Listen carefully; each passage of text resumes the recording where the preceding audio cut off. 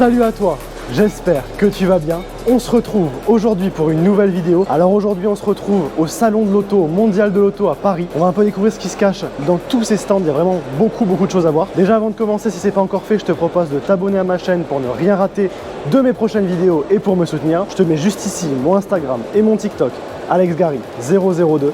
Et puis tout de suite, on va découvrir ce qui se cache au mondial de l'auto de Paris 2022, qui promet quelques changements, mais je pense qu'il sera quand même très sympa à voir. Allez, c'est parti. Bon, je pense qu'on se retrouve dans le plus grand hall ici. Donc allez, c'est parti, je vais te montrer tout ça. Alors ici, on se retrouve avec la Peugeot 9X8. Donc c'est un prototype qui a participé au Mans. Donc c'est une voiture hybride. Donc tu as quand même un V6, 2,6 litres à l'intérieur. Celle-ci pèse à peine 1030 kg avec une monocoque en carbone. En revanche, je ne connais pas la puissance. Donc si jamais tu la connais, n'hésite pas à me le dire en commentaire. Mais niveau design, en tout cas, elle est juste ultra impressionnante. Je sais pas ce que tu en penses, mais personnellement, j'adore. Et de toute façon, les prototypes du Mans, à chaque fois que j'en vois un, je trouve ça juste démentiel à quel point c'est plat, c'est aéro et c'est travaillé. Alors là, on se retrouve avec la DS e-Tense, un prototype électrique de 815 chevaux quand même. Au niveau du design, c'est vrai que c'est assez impressionnant. On se retrouve avec une voiture ultra futuriste et à l'intérieur, je pense que c'est encore plus choquant. Par contre, beaucoup de carbone sur cette voiture, ça c'est quand même assez cool. Donc qu'est-ce que t'en dis de ce concept-là? Alors là, j'étais obligé de te montrer ce stand, c'est juste délirant. C'est un immense stand blanc avec une seule voiture au centre. C'est le stand d'Opium, donc un nouveau concept. Je crois que c'est français, donc je vais te montrer le concept et c'est vrai qu'il a l'air vraiment très futuriste. Donc on se retrouve ici du coup avec une voiture au design ultra épuré. Comme tu le vois, toutes les courbes sont fluides. On dirait qu'elle a été conçue par le vent. À l'intérieur, on peut apercevoir du coup des LED qui courent tout le long de la voiture. Donc du coup, pour la petite précision, celle-ci, ce n'est pas une voiture électrique, c'est une voiture à hydrogène française, donc créée en Normandie, qui fait environ 500 chevaux. Donc on est quand même sur un beau bébé. Et est-ce que ça va réussir à concurrencer des marques comme Tesla? Ça, l'avenir nous le dira. Alors là, on se retrouve avec un enchaînement de pistards. Donc c'est au niveau de l'école de pilotage beltoise. Donc je ne connais pas du tout les modèles de ces voitures. Par contre, une chose est sûre, c'est que ce sont de vrais pistards. Et je pense qu'à conduire, c'est juste exceptionnel. Donc il y a un petit peu pour tous les goûts là, une barquette. Et ici, deux voitures qui ressemblent un petit peu plus à des GT3. Ça ressemble un petit peu à la vidéo que je t'avais faite sur un stage de pilotage avec une Midjet. Évidemment, sur celle-ci, on est un petit peu plus gros. Honnêtement, c'était une très belle expérience. Je m'étais régalé. D'ailleurs, n'hésite pas à voir la vidéo si ce n'est pas encore fait. Alors on se retrouve ici avec d'autres modèles. Donc ici, une Pantoré, j'ai jamais vu ça. C'est quand même assez exceptionnel dans le design, hein, ultra original. Je pense que c'est très léger. Donc c'est un flat 4 2,5 litres turbo de 420 chevaux tout de même. Donc je pense qu'en termes de performance, c'est assez exceptionnel avec un intérieur ultra vidé comme celui-ci. Et ici, on se retrouve avec une voiture que je t'avais montré pendant le Top Marque à Monaco, une Genty Aquilone. Alors cette Aquilone est toujours aussi impressionnante dans son design, avec du coup ici les suspensions apparentes à l'avant, l'intérieur avec ses portes en élytre. Regarde l'ouverture de la porte de l'Aquilone. Donc c'est automatique un petit peu sur une Koenigsegg Regera. Oh là, c'est tellement classe, tellement exclusif. Ouais, très belle réalisation cette Genty Aquilone. À l'arrière, on peut admirer son moteur. Ça fait du bien aussi de voir un petit peu des supercars thermiques ici. Et honnêtement, la configuration noire avec cet intérieur marron est juste de toute beauté. Alors ici, on se retrouve devant le stand des véhicules d'exception proposés par Sport Automag. Regarde un petit peu ça, il n'y a que des Ferrari d'exception, honnêtement. Il y a vraiment de quoi se régaler. Alors on commence ici avec ce quatuor de très belles autos. Donc déjà, évidemment, devant, tu vois une spéciale dans cette configuration noire. Pour rappel, j'en ai essayé une avec une ligne complète IPE sur ma chaîne YouTube. Certainement le meilleur essai que j'ai eu la chance de faire. À côté, tu retrouves une mondiale. Donc actuellement, d'ailleurs, la Ferrari la plus abordable, qui coûte aux environs des 50 000 €. Derrière elle, tu te retrouves avec une 360 Modena, très belle également. Et après, une grosse rareté, une F430 16M. Donc c'est une Scuderia cabriolet. C'est très rare d'en voir. C'est peut-être la deuxième ou la troisième que je vois. Alors petite précision ici. Donc c'est bien une 430 Scuderia 16M. Je te la montre un petit peu mieux. Elle est sublime. Et à côté, c'est une 360 Modena Challenge Stradale. Donc c'est-à-dire que c'est la version extrême de la 360. Donc dans les versions extrêmes, après la 360 Modena, tu as eu la 360 Challenge Stradale. Après la F430, tu as eu la F430 Scuderia et sa version cabriolet. Donc celle-ci, la 16M. Après la 458, tu as eu la version 458 Speciale. Et après la 488, tu as eu la 488 Pista, que tu vois là-bas dans sa version grise coupée, et là-bas en blanc dans sa version Spider. Ici devant, tu te retrouves avec des modèles bien plus récents. On commence du coup par cette 296 GTB que je t'avais présenté d'ailleurs au Salon de Lyon, dans cette très belle configuration bleue. Celle-ci donc, c'est la première Ferrari moderne avec un V6. À côté, on se retrouve avec une 488 Pista, le V8 biturbo, et à côté, une SF90 dans cette très belle configuration. C'est pas le rouge habituel comme la SF90 Spider en face d'elle. C'est un rouge un petit peu plus foncé. C'est la plus puissante de toutes sur le plateau. Mais tu vas voir, il y a encore de très belles choses à découvrir. Allez, on passe ici de la version coupée de la SF90 à sa version Spider dans une configuration un peu plus classique. Donc le rouge, les étriers jaunes. À côté d'elle, on retrouve une 812 GTS dans ce magnifique bleu avec l'intérieur marron. Une 488 Pista Spider, blanc, intérieur bleu, bande bleue, on dirait vraiment celle de POC d'ailleurs. Et juste à côté, sa devancière, la 458 Speciale Aperta, qui est pour moi une des plus belles Ferrari modernes. Honnêtement, la sonorité du dernier V8 Atmo de chez Ferrari, c'est quand même quelque chose. Bon allez, on passe au dernier line-up, le plus beau peut-être. On commence directement avec une LaFerrari dans cette configuration exceptionnelle, dans ce jaune avec les roues de la FXXK. D'ailleurs, personnellement, je préfère largement ces roues-là. Pour rappel, 499 exemplaires, 963 chevaux, V12 6 litres 5 avec un moteur électrique en complément. Mais bon, honnêtement, au niveau sonorité, c'est clairement un Atmo. Donc certainement une de mes Ferrari modernes préférées. Elle est absolument sublime et je rêverais d'en essayer une. Juste derrière, une Monza SP2. Également très belle configuration, bien qu'un petit peu plus classique. Donc pour rappel, celle-ci également 499 exemplaires. Tu as le V12 atmosphérique de la 812 Superfast, donc 800 chevaux. Même moteur donc que cette 812 GTS ici en bleu. Les sensations à l'intérieur doivent être incroyables vu que tu n'as pas de toit, pas de pare-brise, pas de vitre. Donc tu prends directement tous les éléments. Ça doit être un petit peu comme la Caterham que je t'ai essayé, mais version 800 chevaux et 2 millions d'euros. Regarde un petit peu l'arrière de la Ferrari et de la Monza, c'est impressionnant. Et ici du coup cette 488 GT3, je pense que c'est une GT3. Je suis pas non plus expert dans les appellations des voitures de circuit, mais en tout cas, quel line-up. Alors laquelle de toutes celles-là tu préfères? Franchement, le choix est extrêmement dur.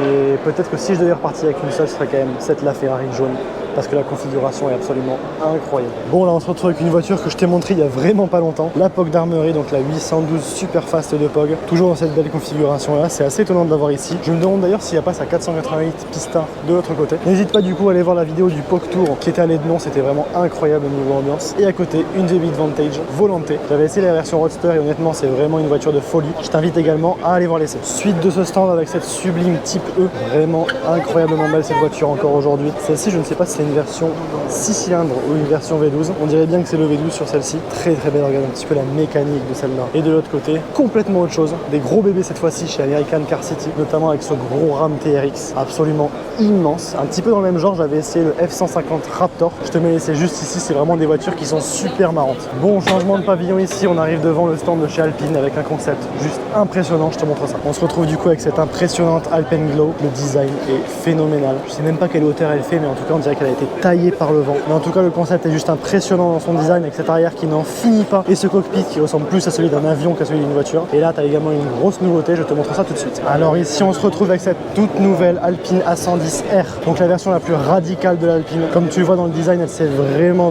radicalisée, beaucoup plus extrême. Ce capot en carbone avec toutes ces petites sorties d'air, ces prises d'air également, les jantes en carbone, ça c'est une option qui est dingue. La petite lame en carbone à l'avant, cette peinture bleu mat qui lui va vraiment super bien. Alors regarde cette face avant, vraiment méchante comme ça avec ce capot carbone, cette lame carbone. Fini le look de l'Alpine A110 assez sage avec ses petits feux. Là on se retrouve vraiment sur une voiture agressive. À l'intérieur tu retrouves des sièges en carbone baquets qui sont bien plus extrêmes que ceux qu'on connaît. Des sangles pour tirer les portes à la place des poignées. Évidemment le toit carbone, le volant tout en Alcantara. Regarde ici cet intérieur avec ses sièges baquets, c'est armé. Tout en Alcantara comme ça, elle est juste sublime. Dis-moi ce que tu en penses après la 110 pure que je t'ai essayé il n'y a pas très longtemps. D'ailleurs, je t'ai donné, c'est juste ici. J'aimerais beaucoup essayer cette version R qui, je pense, se montrera bien plus radicale. À l'arrière, on se retrouve avec ce gros diffuseur. Donc, elle quitte la sortie d'échappement centrale qu'on connaît sur l'Alpine. Cet aileron également avec cette prise inversée, un petit peu comme sur les 992 GT3. À l'arrière, la pièce qui couvre le compartiment moteur est également en carbone avec des aérations. Honnêtement, le design est incroyable. Et c'est vrai que cette version R de l'Alpine A110 porte bien son nom. C'est bien elle, la plus extrême des Alpines, et ça se voit. Alors petit détail que j'avais pas vu sur le stand Alpine, regarde cette F1. Donc c'est la F1, je pense celle de 2022. Très belle franchement cette livrée. Donc comme tu le vois, bon là tu vois difficilement avec les couleurs, mais en fait c'est exactement la même peinture que sur la 110R. Cette espèce de bleu mat un petit peu qui rend vraiment très bien avec les détails roses. Je pense que celle-ci est une maquette. J'en ai pas la certitude, mais je pense. En tout cas, c'est vrai qu'elle est vraiment très belle dans son design. Bon, on quitte ici le stand Alpine avec cette très belle Alpine A110 GT pour aller sur un stand visiblement qui attire pas mal de monde et que tu auras sûrement reconnu avec une voiture un peu emblématique ici cette année. Évidemment, il s'agit du stand de Villebrequin, je vais te montrer ça. Bon, on se retrouve du coup sur le stand de Villebrequin avec un petit peu de monde. Les deux loulous sont là. C'est pour ça que le monde est assez impressionnant. Donc on voit ici le multiplat, qui est juste ici. Alors par contre, personnellement, j'adore ce que je vois devant moi. Une Pagani Huayra BC Roadster. Ça, c'est vraiment une énorme rareté également. Mais c'est vrai que ce multiplat, c'est fou à dire, et encore plus impressionnant qu'une Pagani. À côté, on retrouve également une SLR 722, magnifique dans cette configuration noire. Une Carrera GT. Derrière, il me semble qu'il y a une Delta S4 et une 037. Beaucoup de voitures de légende ici.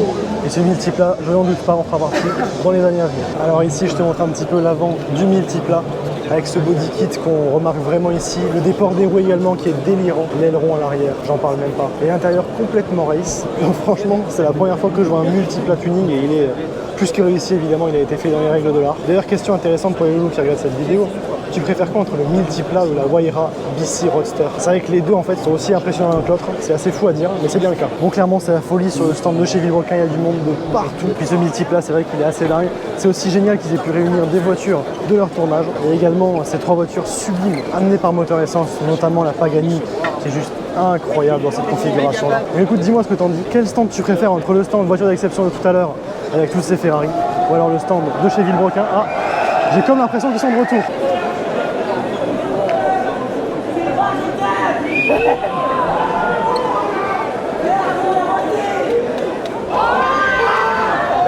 Là, on peut également voir d'autres voitures emblématiques. Alors déjà, on voit cette Stratos que je ne t'avais pas montré. Cette Stratos qui est absolument magnifique derrière. Et également la voiture sans permis de Sylvain lorsqu'il avait perdu le permis avec les 28 millions d'échappements qui sont derrière. La Saxo qui est morte et qui a ressuscité des dizaines de fois. Donc ici, beaucoup de voitures emblématiques et également la carcasse du Multipla un petit peu plus loin. Je me rappelle, ils avaient roulé avec des sièges de camping. C'est assez délirant. Donc à la base, le Multipla, c'était ça. Et c'est devenu ça. Alors là, on se retrouve avec une voiture ultra impressionnante, une Cibe Babieka. Donc c'est littéralement la première voiture V12, propulsion avec un V12 à l'avant, française, car oui c'est bien une voiture française, donc déjà le design est incroyable, ça me fait un petit peu penser à une Gianarelli, mais en tout cas clairement dans ce look barquette, avec des inspirations un petit peu, je ne sais pas, des années 60, c'est magnifique, des courbes ultra élégantes, l'intérieur également avec ce cuir marron, regarde-moi ça, boîte manuelle sur celle-ci en plus, clairement je ne connaissais pas le modèle et c'est une perfection cette voiture, l'arrière avec ses 4 sorties d'échappement, oh, quel concept de folie que je découvre ici. Dis-moi si tu connaissais cette voiture, en tout cas personnellement je n'avais jamais entendu parler et c'est quand même dingue que des voitures pareilles soient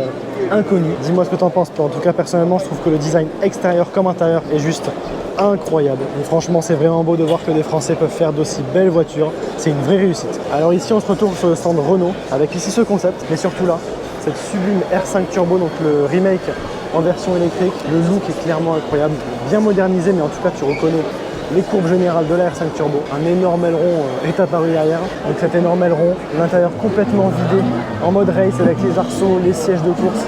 Donc c'est vraiment le remake de la R5 Turbo version rallye, peut-être au détail près de l'aileron qui n'y était pas à l'époque, ou du moins pas aussi gros. Qu'est-ce que t'en dis de cette version là? C'est vrai qu'elle est assez impressionnante et ça doit être assez fou à conduire. Bon là on se retrouve sur un nouveau stand avec une Lamborghini Sian.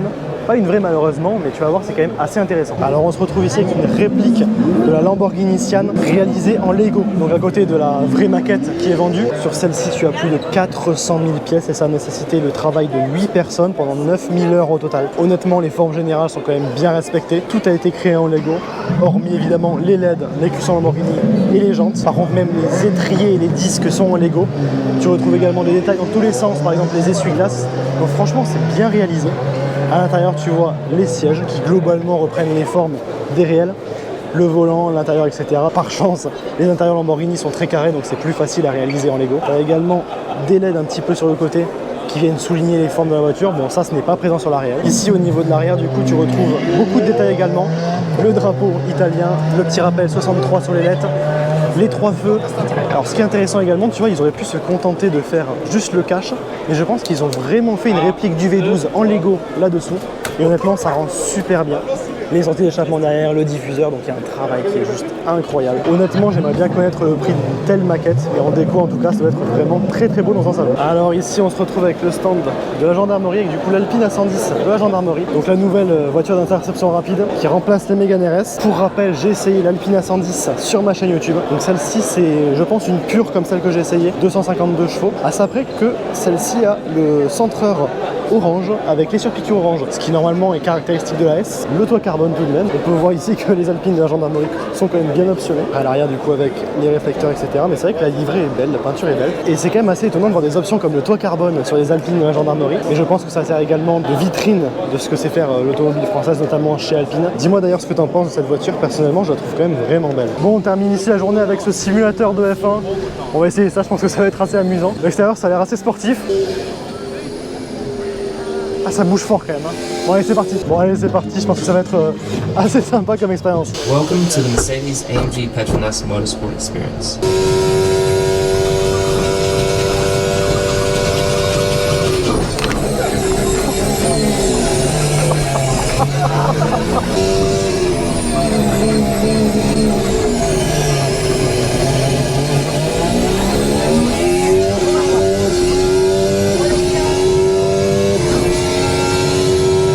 Bon, eh bien c'est la fin de cette vidéo. Franchement, il y avait quand même des trucs très cool dans ce salon. Alors c'était mon premier salon d'auto de Paris, mais c'est vrai qu'effectivement, c'était pas du tout comme je m'imaginais. Je pense que cette année, il y a eu un vrai changement par rapport aux autres années où tu avais tous les constructeurs qui étaient présents. Audi, BMW, Porsche, Ferrari, McLaren, Mercedes, Lamborghini, pour ne citer que, qui présentaient leurs nouveaux modèles. Cette année, il n'y avait quasiment pas de constructeurs. Il y avait quelques constructeurs français, des nouveautés, mais c'est tout. Les plus gros stands en fait étaient des stands presque, j'ai tendance à dire indépendants. Le stand de Villebrequin, le stand des voitures d'exception avec notamment les voitures amenées par Sport Automag, il me semble. Des voitures donc de moteur essence sur le stand de Villebrequin. Effectivement, tu n'avais plus du tout ce qu'on voyait, enfin ce que je voyais à l'époque à la télé, avec beaucoup de stands de voitures, Ferrari, qui présentaient ces voitures, un petit peu dans la même ambiance que j'ai retrouvé moi au salon de Lyon. Donc c'est vrai que c'est assez différent, beaucoup de voitures électriques également, donc assez peu de thermique, mais c'est vrai que heureusement quelques stands comme ceux que j'ai cités juste avant ont tenu quand même à garder un côté passion automobile et franchement je les en remercie. Donc écoute, dis-moi quel stand t'as préféré, quelle voiture tu as préféré, même si je pense que les commentaires vont être envahis de réponses multiples là. C'est vrai que n'empêche qu'il était très cool, mais par contre je n'en reviens pas de la beauté de la Pagani Huayra BC Roadster. C'était ma première Pagani, j'en ai très peu profité effectivement parce qu'il y avait beaucoup de monde autour, mais en tout cas elle est superbe. J'ai essayé de te montrer également les stands qui me paraissaient les plus intéressants par rapport à ce que je présente d'habitude, donc notamment sur de la sportive thermique. Après c'est vrai que j'ai pu rater des choses, c'est possible. Malheureusement, c'est quand même assez dur de pouvoir filmer dans ce genre de conditions où il y a beaucoup de choses et beaucoup de gens. Donc j'espère quand même que j'ai pu te présenter quelque chose de sympa et que ça t'a plu. Bah écoute, j'espère que cette vidéo t'a plu. Si c'est le cas, n'oublie pas de t'abonner à ma chaîne YouTube pour me soutenir et pour ne rien rater de toutes mes prochaines vidéos. Je te mets juste ici mon Instagram et mon TikTok, AlexGary002. Et puis moi, je te dis à très bientôt pour une nouvelle vidéo. Allez, ciao!